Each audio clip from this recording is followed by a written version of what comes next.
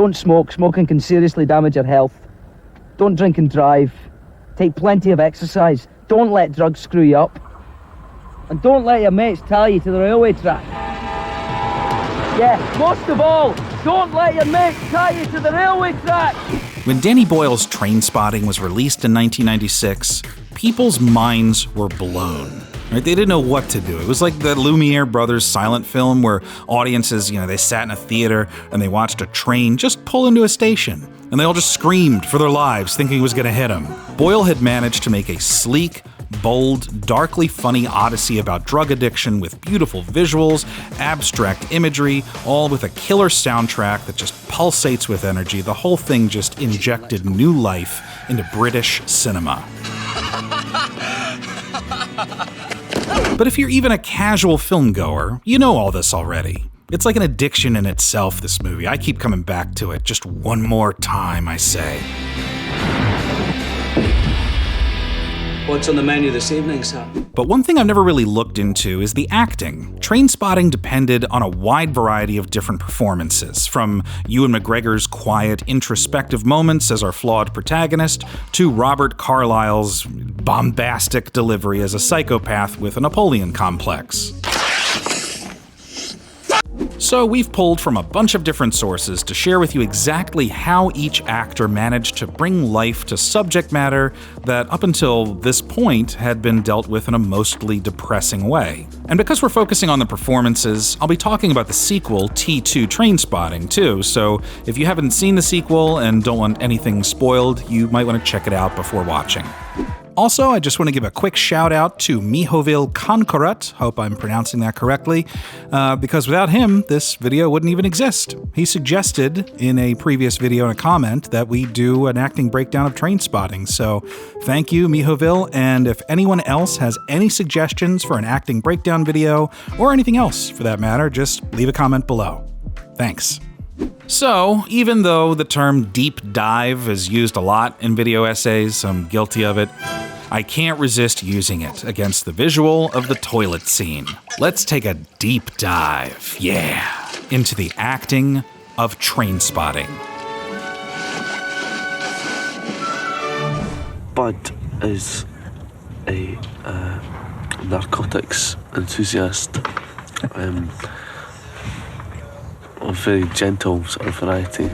So I want to start by talking about Ewan Bremner, who played the sweet, fun-loving friend of the group, Spud, because he was actually heavily involved with Trainspotting even before Danny Boyle came along. After Irvin Welsh's Trainspotting novel was published in 1993, there was a stage adaptation that toured the UK from 94 to 95, and Bremner sort of played an amalgamation of combined roles, including Spud and the protagonist, Renton. Although it had a short run, it was still notable for its high energy, immersive staging, and it retained the fragmented narrative structure of the novel. While Danny Boyle had no hand in the production, he was impressed by it, and when he sat down with screenwriter John Hodge and producer Andrew Macdonald to adapt Trainspotting, he wanted Bremner involved.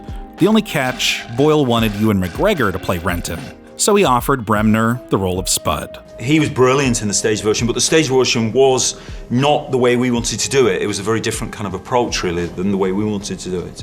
Because it's quite a big thing for an actor like Ewan Bremner to go, okay, I won't play the lead part, I'll play Spud. And I think there's a grace in him in doing that, which the film benefited from enormously, because it allowed Ewan McGregor to play the lame part. And the two of them are amazing in their two different roles, you know? Bremner was a complete gentleman about it, although he jokingly admits there were some mixed feelings about giving up a role that he had completely immersed himself in for a year on stage. And obviously I've been playing the Renton part as well, and that was something that I felt I could really, do something with. And so at the time I was a bit nonplussed. Still, Bremner managed to take what could have easily just been a flat comic relief character, the goofy loser of the group, and gave him some real heart. This is because Bremner wisely didn't look down on Spud. In a 2017 interview for Uproxx, Bremner said, "Well, I'd say as an actor, I approach all my work from the same starting point, and I want to honor the character. I didn't want Spud to just be a gentle joke." It's like my pleasure and other people's leisure. Do you see yourself as having any weaknesses? Also, because Bremner had a background in theater, he was accustomed to not only heavy experimentation in rehearsal, but also doing long, unbroken monologues, which, due to the budgetary restraints on Trainspotting, was crucial when Boyle wanted to try and nail something in one take. Like, people get all hung up on details. Like, which school did I go to? How many O grades did I get? Could be like 6, could be none. It's not important. But then he manages to balance these broad comedic moments with true emotional pathos, saying in that same Uproxx article that he takes, quote, comedy and tragedy equally seriously, with whatever role he's playing. And despite Renton being, well, our hero, if you can call him that, Boyle has cited Spud as the, quote, moral core of the story. I don't know, man. I'm gonna get something for my ma, like, I think. He's arguably the most innocent one of the group when you think about it. He's just this sweet guy caught up in addiction, and he's just trying to do right by his friends. But what's really cool is how Spud was expanded in T2 Trainspotting. When you found the characters in the original film, we were all invincible. We were all kind of like, nothing can hurt us, nothing can we do anything. And then 20 years can do a lot to a man. Missed you, mate. I missed you too, Spud. 20 years later, after Renton returns to Edinburgh and reconnects with the old gang, Spud has a colored history that still has elements of humor. He gets married, has a son, begins to put his life back together, but then his life falls apart all in one day after being consistently 1 hour late to a bunch of appointments, thanks to their version of daylight savings time. Happens every year, Mr. Murphy. How was I supposed to know? I've been on Skag for 15 years. After turning back to heroin, Spud is encouraged by Renton to channel his addiction into something else, and ends up writing down his experiences, and it sort of becomes the in-universe narrator and historian. I like your stories. I think you should write them down. You think? Just write them the way you say them. They're funny.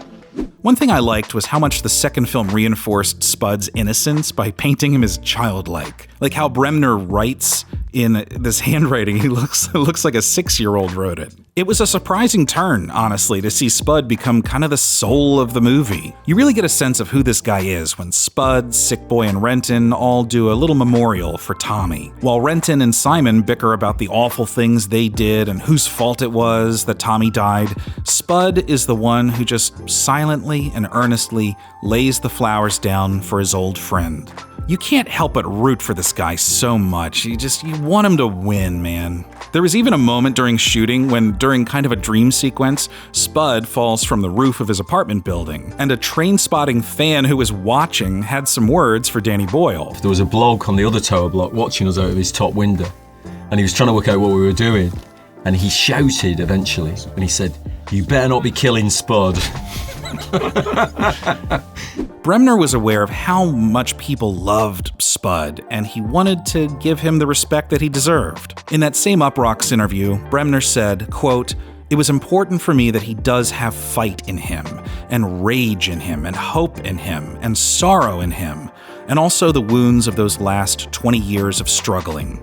The struggle with addiction, and also the struggle that we all have to be the person that we feel our loved ones need, that our loved ones need us to be. To me, those things are equally important." Well, I play Begbie, Franco Begbie, who's, was going to only be described as the main psycho of the piece. And he's a guy who is completely without any kind of principles, any kind of morals. He will stab, slash, bite, cut anybody. When Boyle set out to cast the role of Francis Begbie, a streetwise psychopath with a short fuse, he originally had Christopher Eccleston in mind, whom he had directed in his previous film, Shallow Grave. Boyle, along with producer Andrew Macdonald, had read the Trainspotting book and originally envisioned Begbie as this big, intimidating guy. So when Boyle told Robert Carlyle that he wanted him to read for Begbie instead of Sickboy, which was what Carlyle had in mind, even he didn't think he could play the part. And he said, "What about Begbie?" And I was instantly like, I don't think so. I'd seen in my eyes this monstrous big guy. And this was Danny's words. He said, no, he said, small psychos are the best. there's something about the aggression in the average size Scottish male, which is quite ferocious, you know. And it wouldn't be the first time Carlyle had played a psychopath. He had received praise for his performance as a neo-Nazi in an episode of the crime drama series Cracker. And whoa, Christopher Eccleston was in this episode. And Robert Carlyle's character kills him. Spoiler alert, I guess. So that's how he got the part in Trainspotting. Please help me. Well, I'd like to, but I'm a bit pushed. You know how it is. Carlyle also grew up in a rough part of Glasgow and was familiar with people like Begbie. In the official Cannes Film Festival press kit for Trainspotting, Carlyle said, quote, "All right, I promised Kenny I wasn't going to do a Scottish accent. I just want to try it, just for this one quote. I've met loads of Begbies in my time. He's a real psycho, the kind of guy who's always looking for a fight, who really enjoys staving people's heads in. Wander around Glasgow. No. Wander around Glasgow on a Saturday night and you've got a good chance of running into Begbie." All right, that was probably super offensive. In a 2020 interview for Shortlist.com, Carlyle said that Begbie was sort of an amalgamation of 4 or 5 guys he actually knew. Quote, "The mustache came from a guy that I knew, and I thought that would be interesting because it made him look vaguely ridiculous. And of course, the clothes. That was another person that I knew. This guy used to dress provocatively to get a reaction, and I thought, this is quite good for Begbie, that even his clothes were a provocation." I love that, because that really is Begbie in a nutshell. I always loved this scene when some guy insults him, and Begbie he has this amazing reaction. Who the f*** are you? The subtext being, "Yes, thank you for insulting me. Now I can beat the shit out of you. You've given me an excuse." As far as preparation, in that same Shortlist interview, Carlyle admits that early in his career he was, quote, "a bit more methody." Every actor's got their own methods, but back in the day when I was younger and a bit more stupid, I thought I had to do this to really feel it. I did a film called Safe a long time ago about homelessness, and I've never been homeless before. So I lived on the streets here in London for 2 weeks. Eventually, as you get older, you leave all that behind. You think a normal person does this to themselves? So on Trainspotting, Carlyle did try to stay in character somewhat. In a 2015 interview for The Independent, he said, quote, "It was important for me to keep the other boys on the Trainspotting set on edge a bit, so I had a rougher edge to my personality throughout filming. I'd call them all the names under the sun to wind them up before a scene. Then the actor doesn't have to act." There's also another layer to this performance that isn't said explicitly in the film, but Carlyle actually played Begbie as a closeted gay man, something Boyle confirmed in the director's commentary. Carlyle said, quote, "He picks up this transsexual in the nightclub, and there's this scene in the car where he puts his hands between the trousers and finds out it's the real deal." One of the things that Bobby develops is that he's tremendously confused about his sexuality, really, Begbie, and insists in the scene with Renton that follows it that he's not like that at all. But actually, he did feel some stirrings. Whether or not Begbie was actually gay, he seemed to have continued to suppress it for 20 years when Carlyle reprised the character in T2 Trainspotting. After escaping from prison, Begbie reconnects with his estranged wife and now grown son, whom he's eager to mold into his new partner in crime. "I'm doing a diploma in hotel management."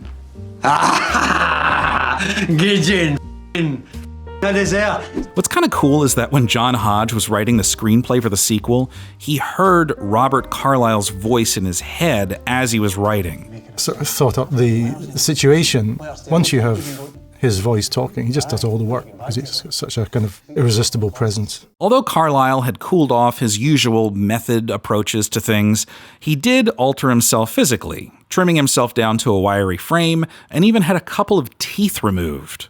Sort of. I had a temporary crown and my bottom settling. Right. So, similar to the rest of the boys, the sequel gave Carlyle ample opportunity to further explore his character with more nuance. He's still an absolutely terrifying force. And the whole movie, you're just waiting for him to find out that Renton is back in town. Like, what is this reaction gonna be? But he has this beautiful moment near the end. After reading some of Spud's stories, he's reminded of the time he saw his father by chance on the street. Trainspotting! In Leith Central! You see, he's laughing. It's like something gets through his thick skull and clicks with him, and he realizes the kind of example he's setting for his son. You'll be a better man than either of us. Overall, it's clear that Carlyle has just loved playing this character. After the first film, he was initially worried a little bit about being typecast as a psychopath, but obviously his career since then has been so multifaceted, with fantastic performances in 28 Weeks Later, and The Full Monty, Once Upon a Time, to name a few. And it seems as if he's not done with Begbie. As recently as this year, he's teased that he'll be reprising the character in a 6-episode miniseries based on Irvin Welsh's book, The Blade Artist. When you join the story, he has discovered art in prison. He's married his art therapist. In any case, Robert Carlyle made this character his own, and he admits that even to this day, it's probably the character most people associate with his career. I mean, after committing himself to such a loud, colorful performance, it's impossible to ignore. Beginning of the film, he's quite he's into a good time, and there's a very sick attitude on life. Jonny Lee Miller was an interesting casting choice to play Sickboy, the slick, scheming friend of the group, considering he was English and not Scottish like the rest of the actors. However, he was, and still is, excellent with dialects, performing with a convincing American accent in the 1995 cyber thriller Hackers. Yeah, it's not just the chip, it has a PCI bus. But you knew that. Danny Boyle and Andrew Macdonald were so impressed by his performance in the film that they were curious if he could manage a Scottish accent, which he did by breaking down into a Sean Connery impersonation mid-audition. Thunderball was a notable success. It also helped that Ewan McGregor was friends with him from their time doing theater and vouched for him. With his endorsement and Johnny's talent, he got the part. Miller took the challenge very seriously. In the press kit for Trainspotting, he said, quote, "I had to do a lot of work. I read and reread the book, and I pretended to be Scottish all the time I was in Glasgow, hanging around with Scots, picking up bits and pieces on the street and in bars." He also worked with a dialect coach and didn't stop speaking with a Scottish accent, even off-screen, until the film wrapped. Ewan actually remembers the first time he heard Miller talk in his real accent. Because he talks like that, Johnny. He's very like that. Sounded like he was doing this incredible parody of some London wanker. For Sickboy, Miller tapped into his obsessive nature, especially with his character's idolization of James Bond. The quintessential Bond girl. That's what everyone says. The embodiment, right, of his superiority to us. Oddly enough, Miller's grandfather, Bernard Lee, had played M in all the older classic Bond films, from Dr. No all the way to Moonraker. The situation is critical. He also had fantastic chemistry with Ewan. One thing I should bring up, and this is something that really every director should do when they can, is Danny Boyle left room in the schedule before the shoot for the main cast members to just hang out and build up a natural camaraderie. He even gave them a list of movies to watch together, including Goodfellas, The Hustler, The Exorcist, and A Clockwork Orange. Which, by the way, fun little detail, he intentionally paid homage to Clockwork Orange with the set design of this nightclub. It's like a dead ringer for the Korova Milk Bar. The time spent together paid off, and sometimes, it paid off a little too much. They had a little too much fun. According to the director's commentary, both Ewan and Miller were so drunk the morning they shot this scene in the park that they couldn't walk straight. And they'd both been out on a binge the night before, and they were in a terrible state. That's one of the reasons they look so. They leave no stone unturned, actors, in their quest for reality. In the book Danny Boyle Creating Wonder, Boyle implies that the scene was supposed to be set up and played differently, but since they were just so drunk, he had them lie down instead. It's just an interesting detail to me, and it shows how Boyle was able to adapt to the actors in any situation. Quote, "There has to be a plan A and a plan B. Actors are a different person each morning. You might have met the love of your life the night before, or you might have lost a relative, or not slept, as in this case. So I always used to have a bit of a plan, but basically make it up on the day." Do you see the beast? Have you got it in your sights? The camaraderie with the cast and crew continued when Jonny Lee Miller, who wasn't keen on returning unless everyone from the first film was involved, came back for T2 Trainspotting. Hello, Mark. So what you been up to for 20 years?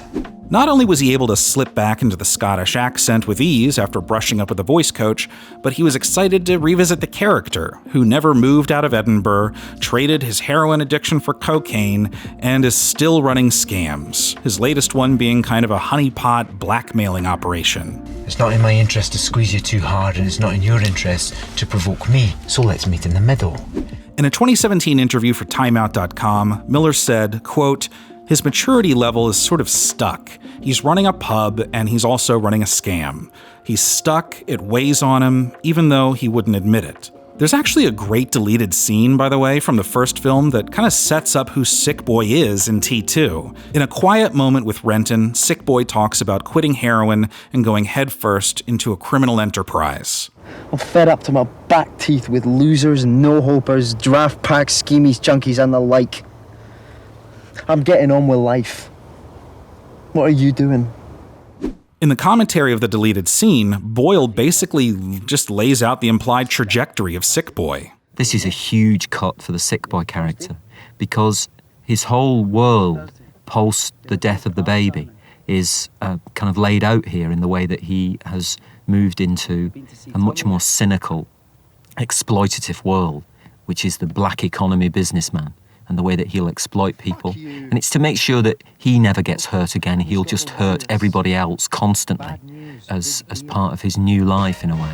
Also, as a nice touch to reinforce how Sickboy is stuck in the past, Miller agreed to dye his hair the same bleached blonde he had when Sickboy was younger, which was kind of brave of him considering that the producers behind his hit show in America, Elementary, were not keen on having their Sherlock Holmes star radically change his appearance. I really enjoyed seeing Miller and McGregor's chemistry again. One of my favorite sequences was when they were just hanging out, reconnecting like little boys, watching football, playing foosball. You can really see the love the characters and the actors have for one another. Overall, Miller was able to bring some real nuance to Sickboy in this film. He starts off angry and bitter, cynical, the history's all there. But then, as Renton comes back into the fold, he just allows this warmth to seep in slowly. The reunion just wouldn't have been the same without him. The truth is that you're a quiet, sensitive type, but if I'm prepared to take a chance, I might just get to know the inner you. Witty, adventurous, passionate, loving, loyal. Taxi! When it came to casting the part of Diane, the precocious, sharp-witted love interest to Renton, the first priority was to find a girl who, just physically, could pass as both a young adult and a 15-year-old schoolgirl. He also wanted an unknown actress to play the part, fearing that if it was somebody more recognizable, it might tip off the fun reveal that Diane is underage. So he put out an open casting call with flyers plastered in nightclubs and shops that read, "Are you the next Kate Moss or Patricia Arquette?" This sounds so sketchy when you say it like that, but thankfully it was not like a weird porn movie or some kind of trafficking operation, and Kelly Macdonald, who was working as a barmaid in Glasgow at the time, worked up her nerve to audition. I had the script up, covering my face the whole time, and he was being really sweet and lovely, but I was shy beyond words, but I had to sort of speak.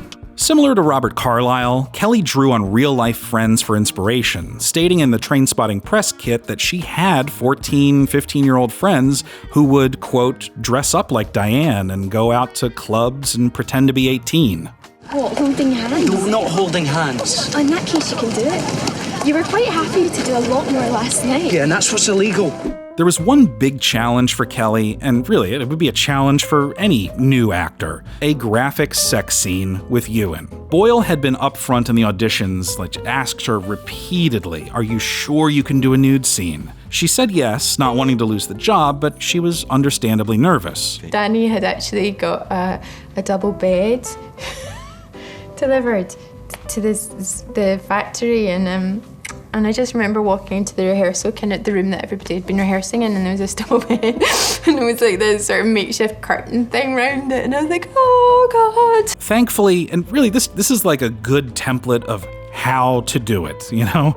Boyle and the crew handled it with such great care and professionalism, helped her, and Ewan for that matter, grow more comfortable with some rehearsal time. So what we do is we set up this series of exercises. I remember telling them to go and have sex under we built a little house for them, you know, like a table with a cloth over, and said, go and pretend to have sex in there, just do it with sounds alone, and we all sit outside, and how convincing it is. And of course they're in there just looking at each other giggling, but they're going like they're in a porn movie. Eventually, when it came to shooting, Macdonald felt at ease, stating, quote, everyone was just doing their own thing, lighting, doing the sound, nobody stared at me, and after a few takes, I wasn't bothered at all.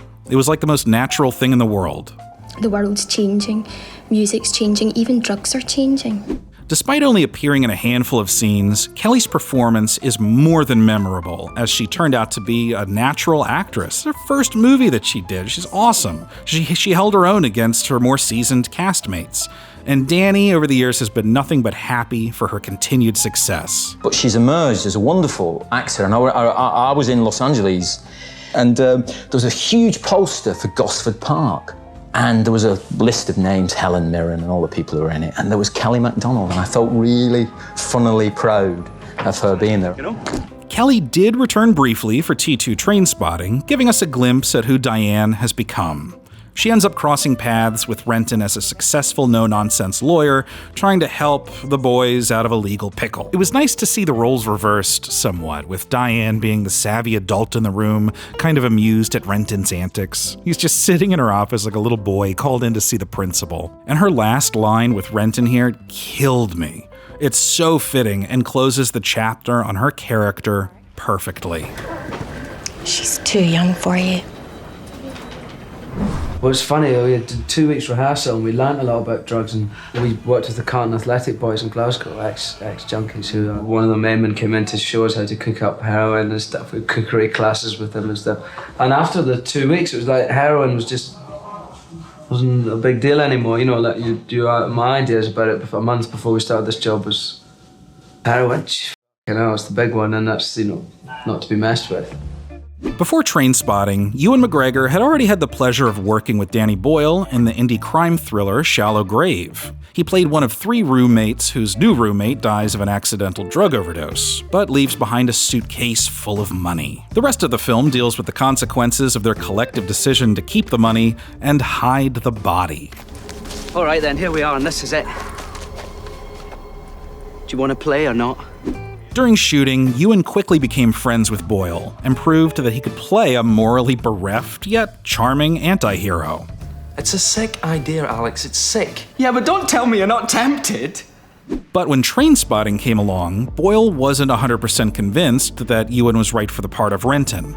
In the book Danny Boyle Creating Wonder, Boyle said, quote, "No way. Renton is a skinny, shaven-headed ginger in the book. Ewan is a sexy, young leading man." So Ewan set out to convince Boyle that he was the guy.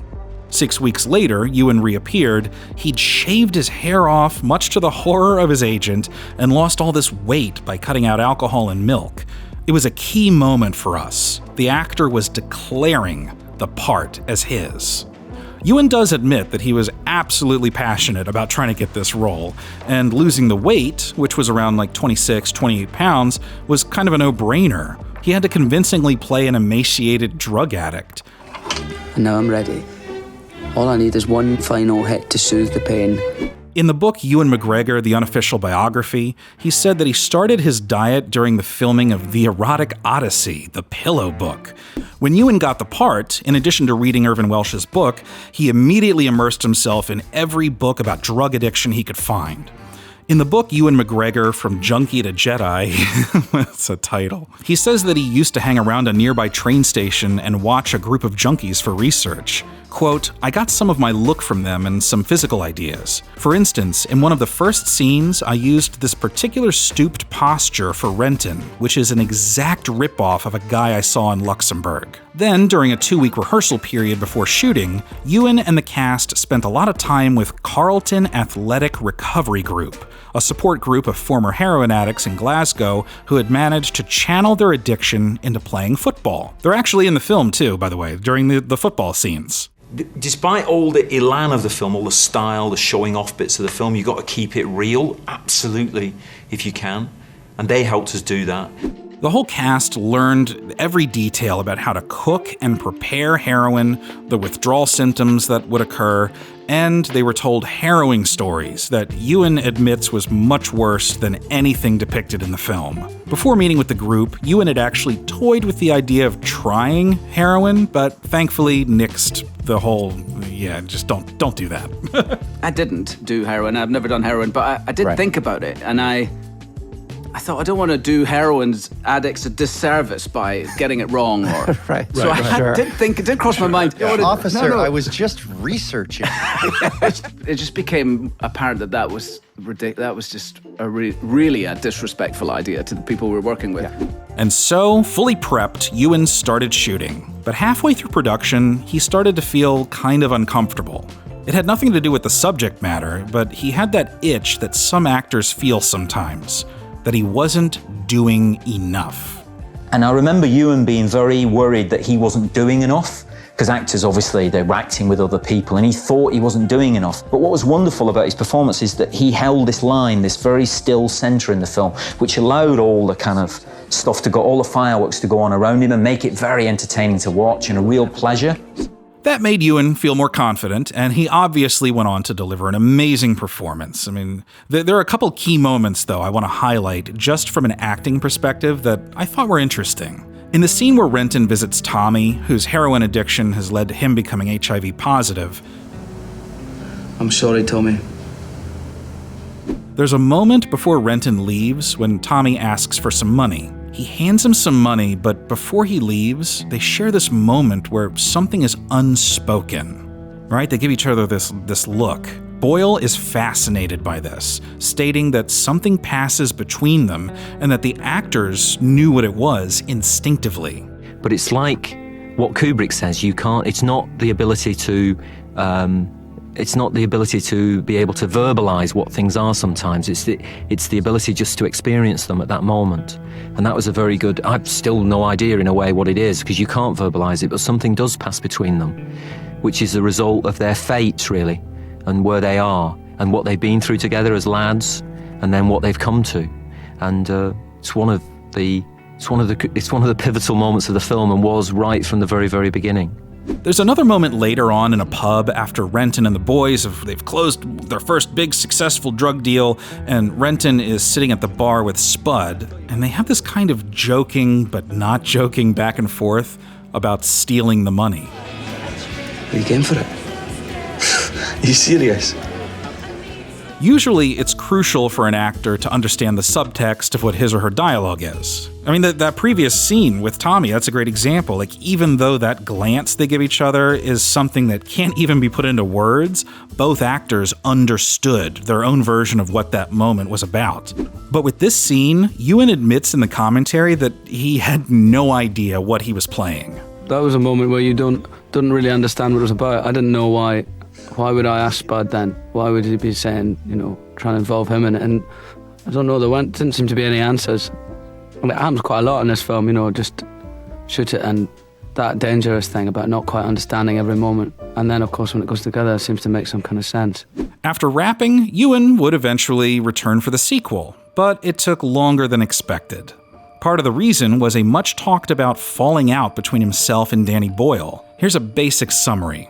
After working with Boyle in Trainspotting and a follow-up comedy, A Life Less Ordinary, Ewan was under the impression that Boyle would hire him again for his next film, The Beach. Boyle had even given him the book to read.